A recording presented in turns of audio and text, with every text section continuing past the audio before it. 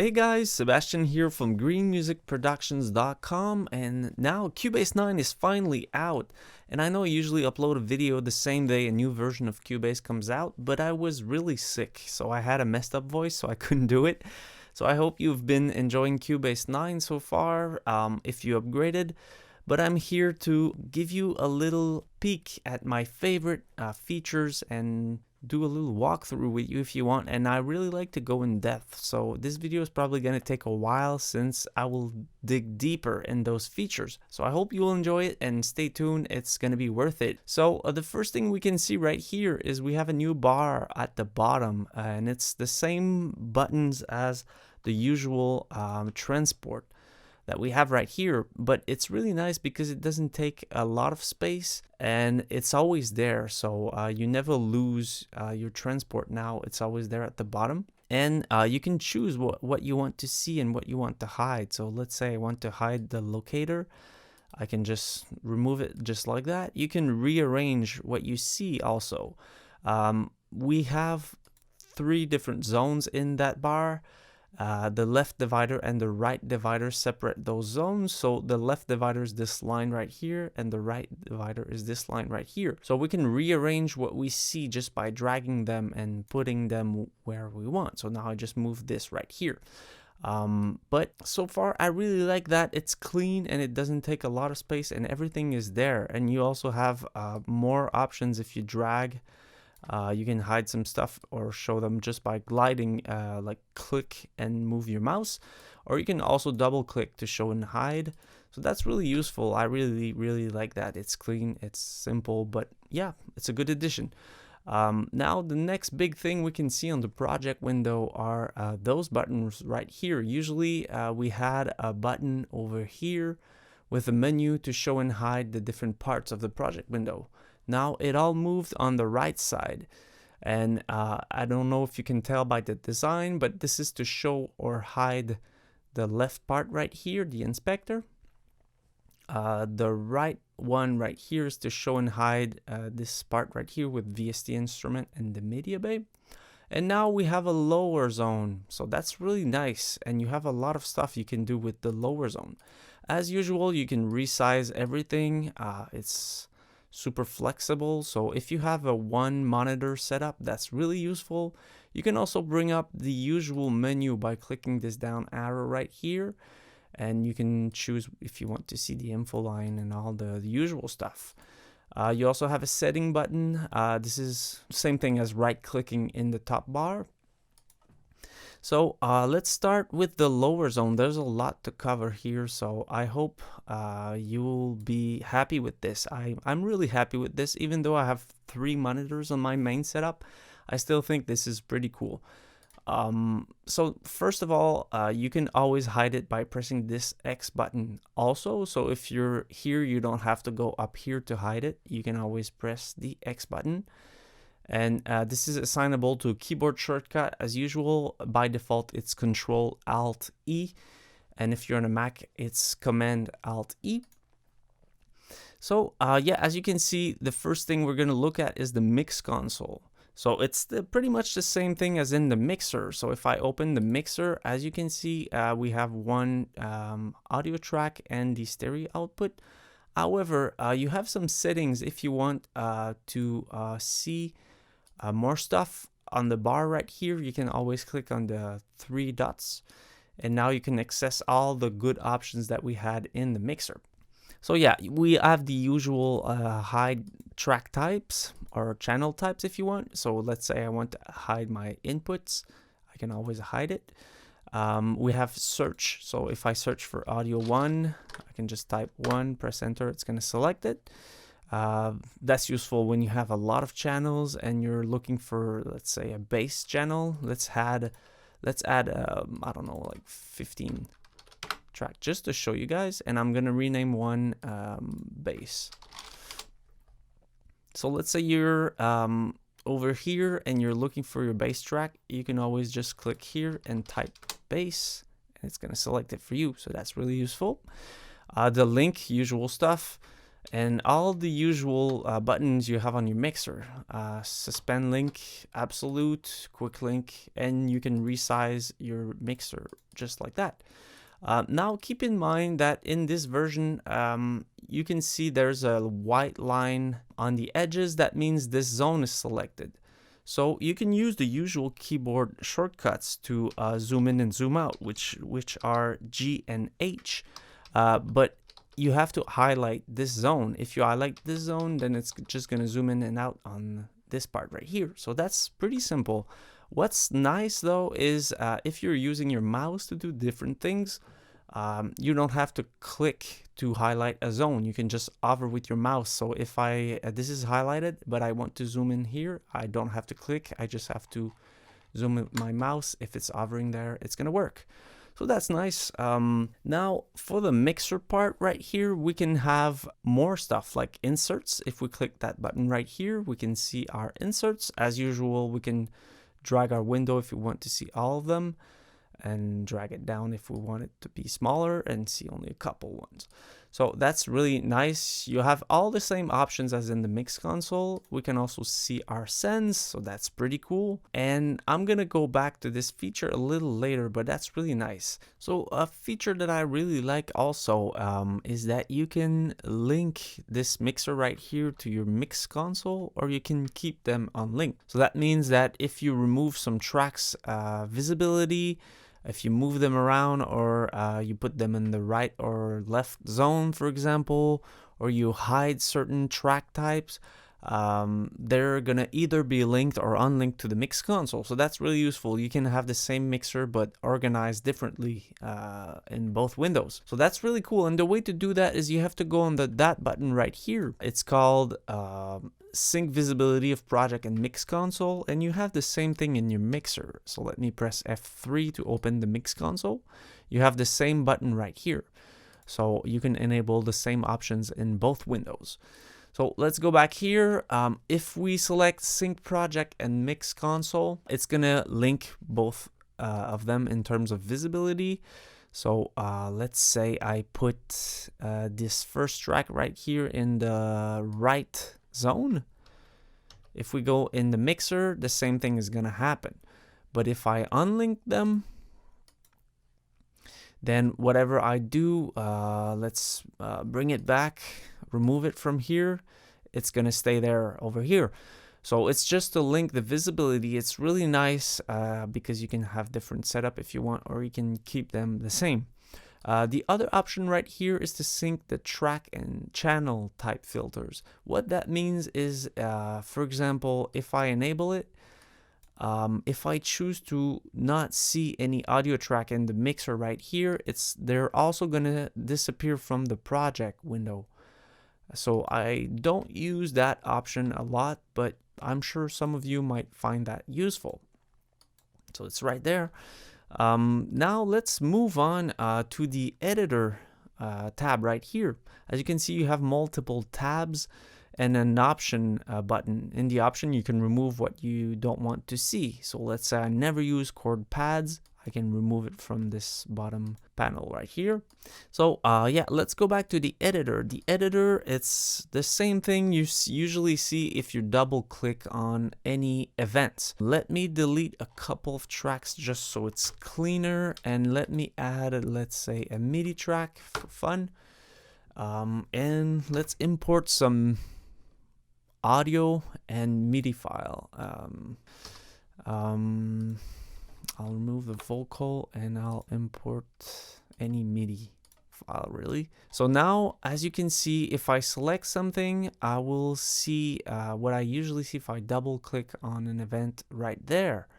So that's really nice, since I can keep my project window open over here and edit some MIDI notes, do everything you usually do in the edit window. And if you're in a MIDI editor right here, you have a drop-down menu to open, like let's say the drum editor, so you can see your drum editor window with diamonds instead of MIDI notes, and the score editor.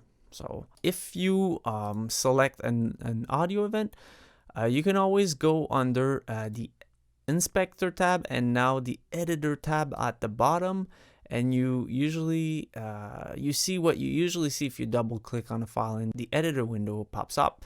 So if I tune a lot of vocals, so if I select this one right here and I try to analyze the pitch and warp from Vari Audio, I can now tune my vocals while this is still open. And I can even, like, let's say split parts, only tune this part right here. Let's enable it again. So it's really nice to be able to see both and just tweak it on the fly like this, especially if you only have one monitor. That's really nice. Yep, so it's pretty much the same features as the editor. If you double click on it, you will switch between the editor tab and the track tab. So let's say you want to tweak some stuff, you can just double click and go back to change your inputs or whatever, instead of going there every time. So that's really useful and that's really nice. I'm not going to use that a lot, but it's still pretty cool. Another option you have is if you want to bring back the full window of the editor, you can press that arrow right here and it's going to come back to the normal editor window. You can change in the preferences what happens when you double click on an event, whether you want the lower zone to open with the editor or you want the regular window to open. You have to go under preferences, and right after editing you have editors. So now you can choose double click open editor in lower zone or opens editor in a window. So if you don't like that, you can change it right there. So that's really nice.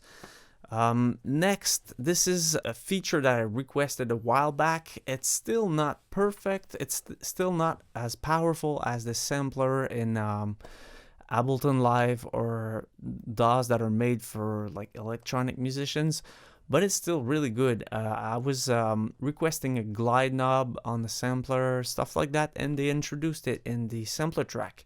So it's really simple. You can drag and drop any audio file in here, or you can, let's say you open the media bay, you can right click on it and select create sampler track. So it's really simple. Let me just drag and drop this file right here. So as you can see, it imported the sample. You have a keyboard down here and you can expand it or keep it as is or shorten it if you want. What happens is the sample that you imported will be pitched to all of the keys on your keyboard right here.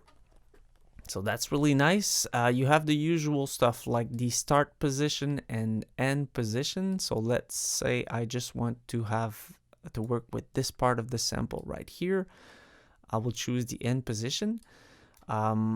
My MIDI controller is not open right now. I'm gonna use the virtual keyboard, but that reminds me of another new feature in Cubase 9 on Windows, is that you can open your MIDI controllers while Cubase is open in a session, and it will recognize the MIDI right away and you can start playing. You don't have to restart Cubase every time. So that's really cool if you're a Windows user. If you're a Mac user, you already had that in the past. So yeah, that's a really nice feature.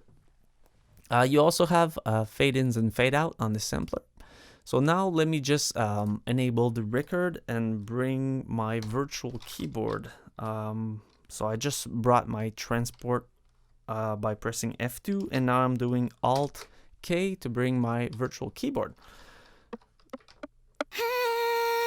So let me remove this little click. So as you can see, when you press keyboard keys right now, it's gonna pitch it accordingly. The center, the root note is C3. So it means that if you press C3, the sample is gonna play at its original pitch. You can change that root key. Let's say you import your sample and it's not a C, it's a B, for example. You can change the root key right here. So say the original root key is B3. I can type down B3. And it's going to adjust accordingly. So that's really nice. So let's start right here. We have the read automation and write automation as usual. You have snap to zero crossing. So that's the same thing as this one right here. If you use the snap, it will always snap where it's crossing the 0, so it's not gonna do some clicks and stuff like that. You also have the auto scroll, same thing as in the project window. If I zoom in and I press play, the window is gonna keep up with the cursor if it's enabled. You also have a lot of presets, so it's really nice. They did a lot of presets for you for the sampler track, so that's really nice. You can try a couple. It's also going to load some inserts, EQs, depending on the presets, with some samples, so that's really cool. You can import some audio files from your computer if you click that folder button right here. You see the name of the sample, you can see the tempo of that sample, the loop key. Now the loop mode is really important in my opinion, especially if you're making electronic music. Lately with all the like Cashmere Cat, Major Lazer, all the big Puppet, DJ Snake, they take vocal samples and they turn it into a synth, so you can do a lot of stuff with that. But now let me just show you the basic loop modes. So now if I press any key on the keyboard, it's gonna play that portion of the sample pitched.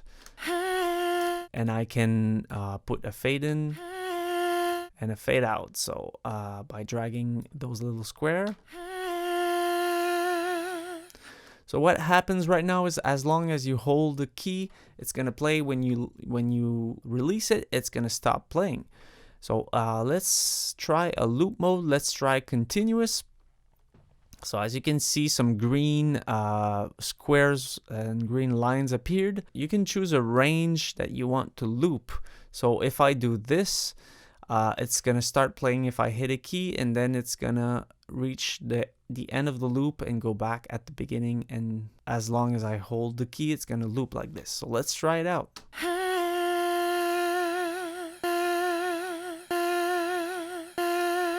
So if I release it, it's gonna stop playing. We can try to do seamless loops like this. The best option is always to try to do a little crossfade when you're in loop mode. If you do a fade in or fade out, the other one is gonna follow. And what that's gonna do is it's gonna crossfade the beginning and the end so it sounds more natural. So let's try it just for fun. It's a bit more seamless, but it's not really good so far. So let's try another loop mode.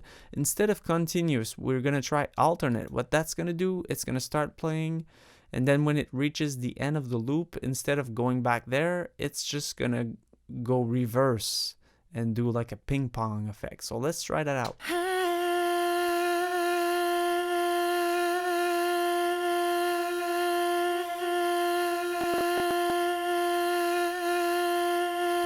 So that's pretty cool. You can do some really cool effects, and a lot of electronic musician uses that. So now you can do chords and loop them as long as you want. So that's really nice. Next we have once. So once, if you hold the key, it's gonna loop once, go back, and then reach the end of your sample. So let's try it out. Just like that. After that, you have until release. This is a bit confusing. Until release is doing the same thing as continuous, but let's say you release the key and it keeps playing a bit, it's gonna go back to the end of the loop. Like, let me try to show you. It went there. It didn't go until the end because I released it, but instead of like bouncing back there, it continued after I released it. Alt until release, same thing as alternate, but if I release the key, it's gonna keep going. So that's pretty much it for this. This is really cool, really important stuff there, especially the alternate mode I really like, in combination with the glide button, and I'll show you a little bit later. After that, you have one shot. One shot is basically, let me go back to no loop. If I press any key right now, it's gonna play the whole portion from the start to the end that I selected without me needing to hold the key. So let's do it. Yeah, I just tapped it really fast and it played the whole thing, so that's useful if that's what you want. MIDI reset, let's say you have some stuck notes, you can always press MIDI reset. useful as usual. Fix pitch, it's gonna put the sample to the original root key no matter what you press on your keyboard. So let's do it. So it's not pitching the sample, so if you need that, it's there. Reverse is only gonna reverse the track as if you did the reverse function in the project window. Let's try it out. So now it's in reverse, so that's a nice effect. It's really cool. Monophonic mode is basically, it doesn't allow you to play multiple notes at the same time. So now I can do a chord, but if I put it in monophonic, it's gonna switch to the latest note instead, which is cool if you need it. Transfer to new instrument. Let's say you work on a sample, you do some sound design, you want to transfer it to Groove Agent or Halion, you can always do that. So if I just press transfer to Groove Agent SE, for example, it created a new Groove Agent instrument with the sample right there with the setting that I just did in my sampler. So that's really nice. So now the important part, in my opinion, is the bottom part right here. You have a pitch section with a glide. The glide is really, really nice, especially if you're doing loops. Let's say you're doing an alternate loop as we just did earlier. And you enable the glide. It's going to do is that if you play another key, it's going to glide from the latest pitch, the latest note that you pressed, to the newest one. So if I put it really slow, you'll see what it does.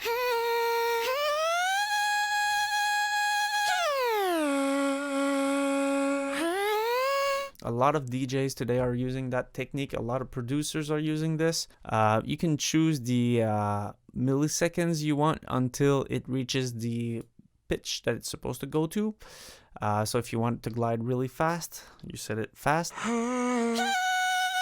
If you want it to be slow, really slow. So you can do some uplifters and downlifters effect with that also. You can also play with the pitch yourself, coarse or fine. Just tweaking the sense if you need to.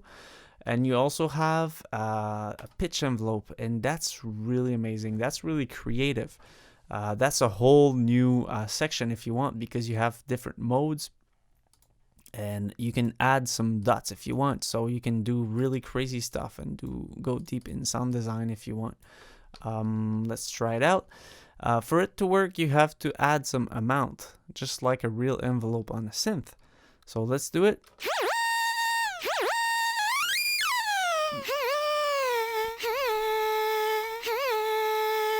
So you can do all sorts of stuff.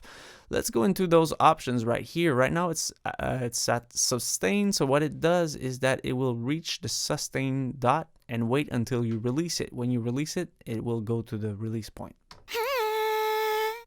Just like that. If we do loop,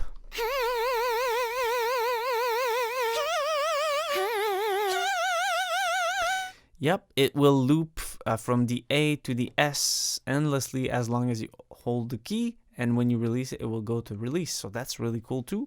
You can add multiple dots if you want. I can add more and do like a long...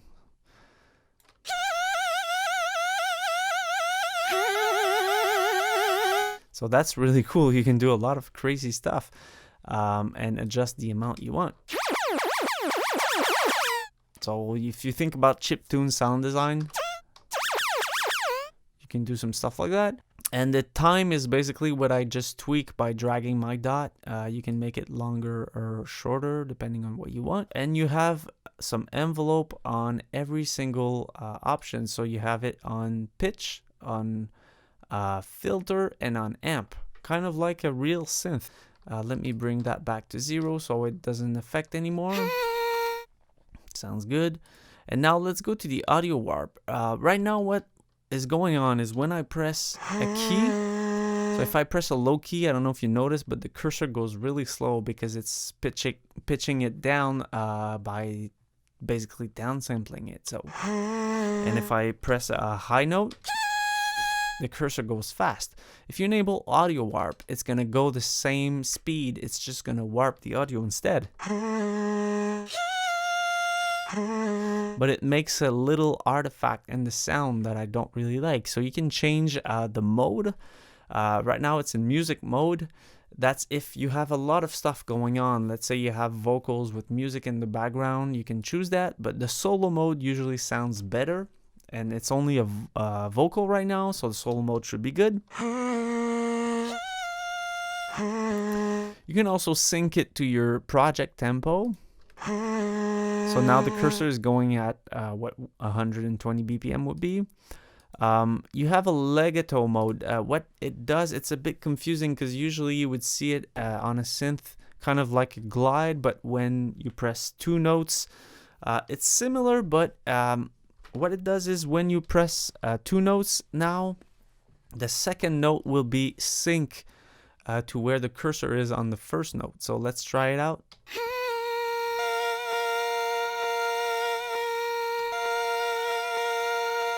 So they sync if we remove the legato. The second note started from the beginning, so that's what it does. So they're synced always if you enable the legato mode. You can change the speed up to the freeze point, so that's really cool. Yep. if you need that, and you can change the format. That's also really nice.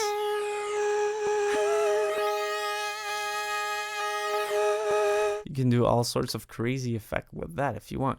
So the audio warp section is pretty nice. It affects the sound a little bit usually, but it's not so bad if you tweak it. Now the filter portion, you have all kinds of filter. You have a tube filter with some distortion that you can put, classic filter, clip filter, which is another distortion, a clipping distortion, bit reduction, rate reduction, and another kind of rate reduction. So let's try the tube one first. You can change the shape if you want a low pass, band pass, high pass, bend rejection, all kinds of stuff. So it's really powerful for that. So same as on a synth if you want, and we can add some resonance.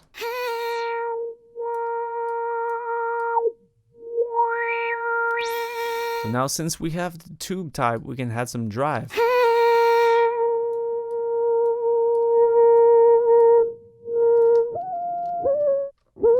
Let's do a band pass with the tube just to see.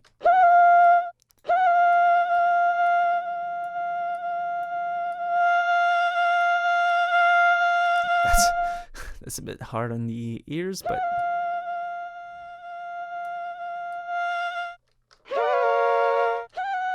you can make some samples sound vintage if you want. The classic one is just a classic filter without any drive. The clip one, let's bring it back to low pass.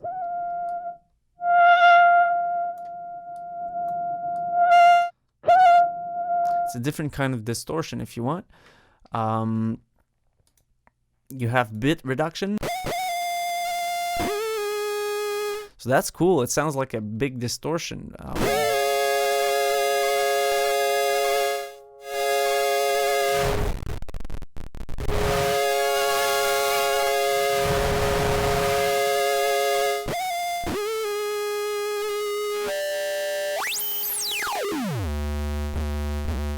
So let's talk about big basses. And now you have the rate reduction.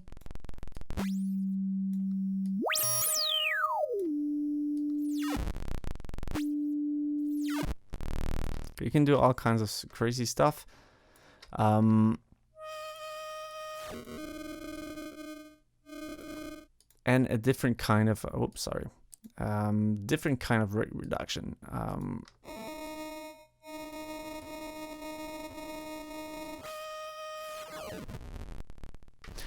So yeah, if you're doing chiptunes, you can also do all sorts of things for this. That's really nice. And now, oh yeah, I forgot to show you the envelope. Same kind of stuff, but with the filter. So you can do, let's say, a zigzag just so it's obvious. Just like that, and let me put it really long so you will see what it does. Let me add some amount.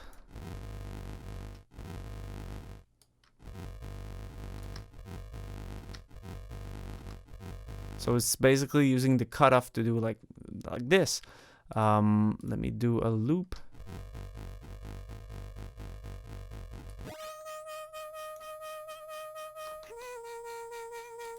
And let's add the pitch to this.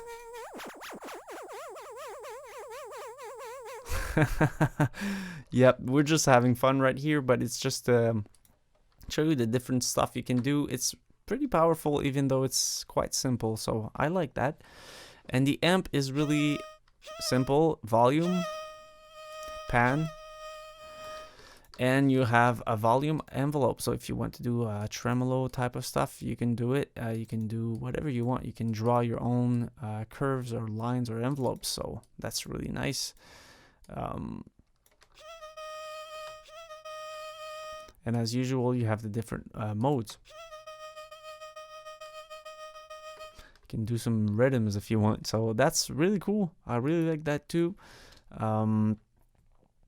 So that's the sampler track. There's a lot to cover. You can import pretty much any samples. A cool thing is that now in the media bay, the Cubase introduced a couple of sample libraries for you. The kaleidoscope are basically samples made for the sampler track.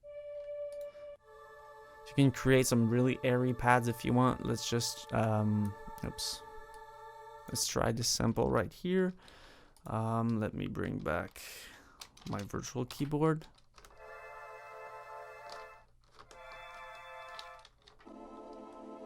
So yeah, you have a lot of new samples and new stuff you can try in the sampler track, so really cool. I told you this video would be really long, but I hope you're enjoying what you're seeing. Now let's go to the chord pads. Really simple. It's the same thing as the usual chord pads with some little changes to the layout, but it's basically the exact same thing. So yeah, no changes there. It's just that you can now put it even smaller or bigger and do whatever you want with it, but it's still the same chord pad, so that's really cool too. Let's hide this part right here and go to another section, which is the mix console. I have some really interesting stuff to show you there. The first thing I'm gonna show you is one of the coolest feature, and one of the feature I requested the most is the history.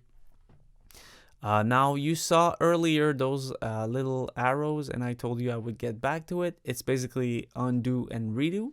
Right now they're assigned to Alt Z and Alt Shift Z to redo. But it's even more interesting since you have a whole history. So whatever you do in the mixer, you're gonna see the whole history there, and you can move it around and go back to a certain position. Why that's useful? Let me just remove some tracks and just add some audio tracks to try to show you.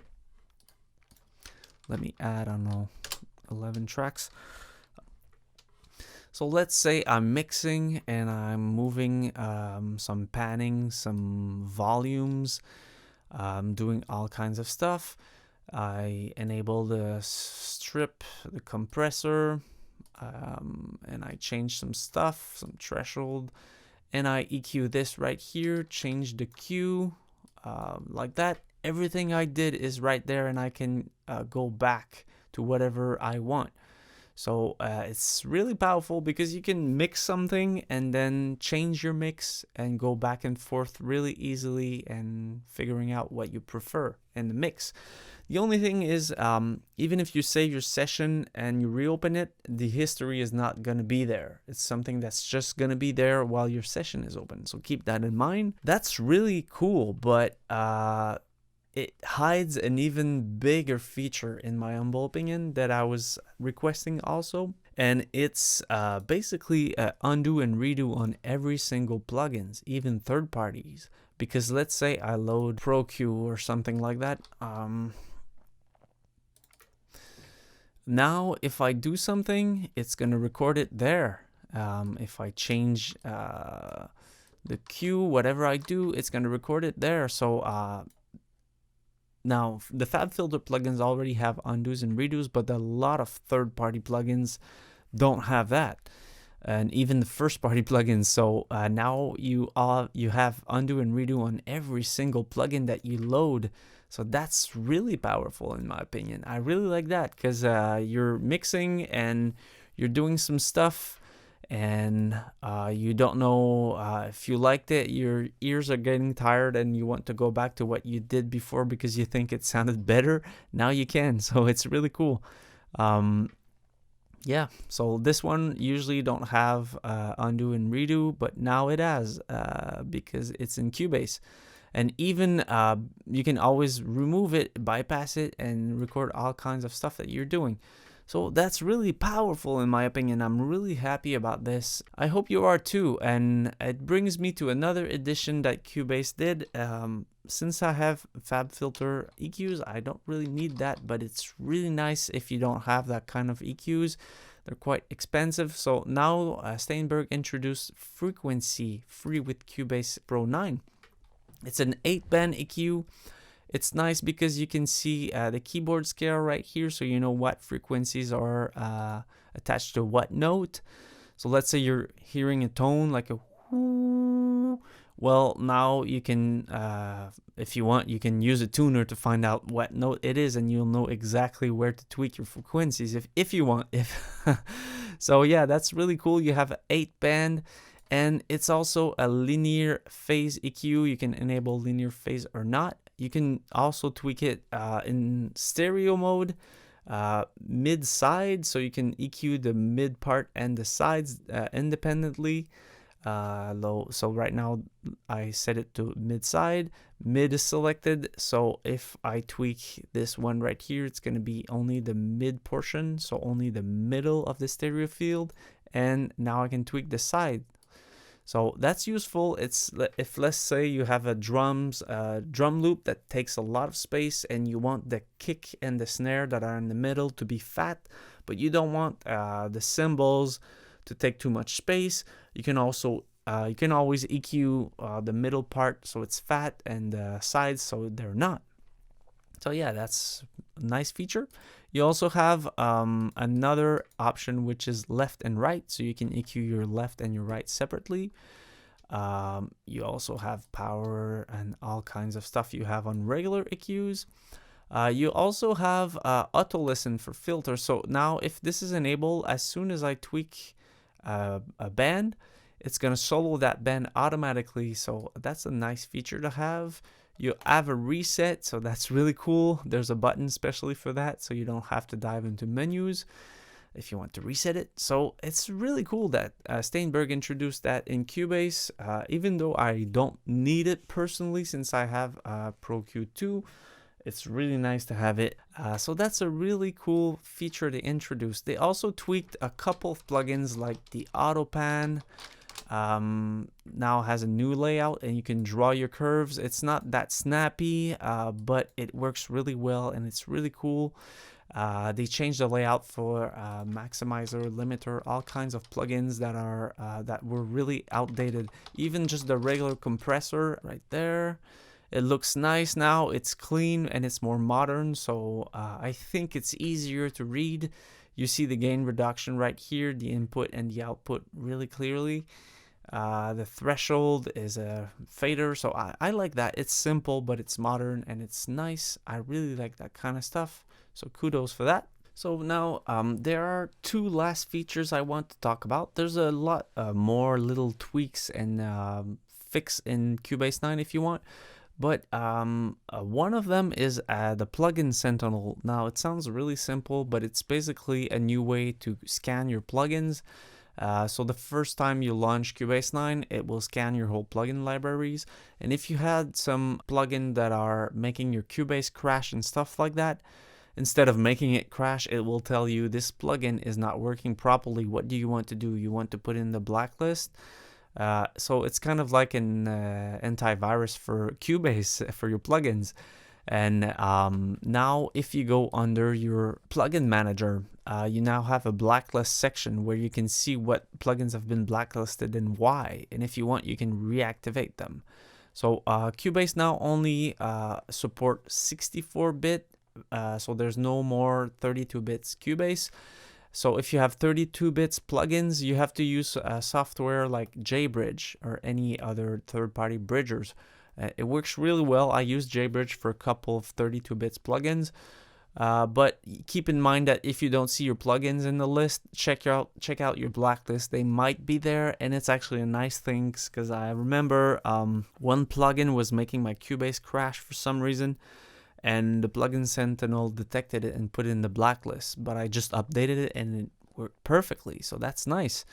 That's a little addition, but some little tweaks that makes it more stable in my opinion. Yep, so that's really cool. Another thing that I think is really cool is we now have an option to export loop markers, and we can have multiple loop tracks. So let me add a marker track and I'll show you what I mean. Actually, let me add 5 marker tracks. So now you have this little button right here to activate the marker track that you want. So if I use this marker track for my loops, let me just put loops.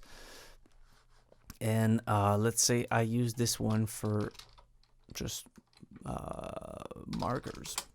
So now I can add markers as usual for my chorus, for my verse, for my bridge, whatever I want. And I can always name it as I want. So let's say pre-chorus, etc. So it's same as usual, but I have to enable it for it to be up front and for me to be able to switch between the different locators with my key commands. But I can have a multiple marker track to highlight different things if I want, and I can also have loops now, which is really cool. Let's add some audio track just to show you. Let's say I have this audio track and this one right here and this one right here. If you're doing sound design in video games, you often have to layer multiple sounds together to make one proper sound. Even in music, it's the same thing. So now let's say I want to export this sound and this one right here. In sound design, like, you often have to match what you see with the sound with the visual, so you make them in the same session, and it's really hard to export them separately really fast in Cubase, but now you can with that feature. So let's say I highlight those ones, I press P to put my locators to this, and I create a loop marker.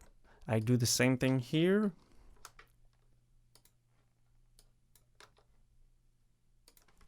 So now I have 3 loops, and I can call them whatever I want. Let's say this one is a gunfire, whatever. And this one is footstep.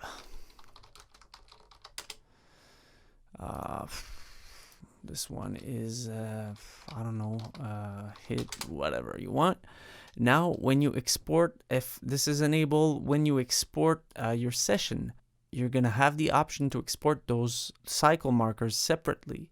So I created all of those sounds in the same session, and I can just export them just like that. It's really nice, and I can put the name I want if I want, or use the cycle marker names, and just click export, and it's just going to export those parts separately in different audio files. That's really cool. It was in Nuendo, but it was not in Cubase because they thought it was a post-processing feature. But it's really nice to have that in Cubase, especially if you're doing video game sound design or just sound design and you want to export multiple portions of your session. Really cool feature. I really like that. I'm really happy about it. So really nice. And also the fact that you can have multiple marker tracks now and just enable them by clicking this button right here. So that's it, guys. There's a couple more features, but I wanted to cover the whole thing as much as possible and go in depth. So I hope you enjoyed it. If you did, click that like button and subscribe. I want to give a shout out to my friend Chris from Mixdown Online. I'll leave a link to his YouTube channel in the description. Go check his stuff. He's doing similar videos, Cubase related or audio related. He's a really nice guy, so check out his stuff, subscribe to his channel, and I'm sure you won't be disappointed. So I wish you guys happy holidays. Yeah, it's that time of the year, so don't eat too much, and keep making music with Cubase 9, guys. See you in next video. Bye bye.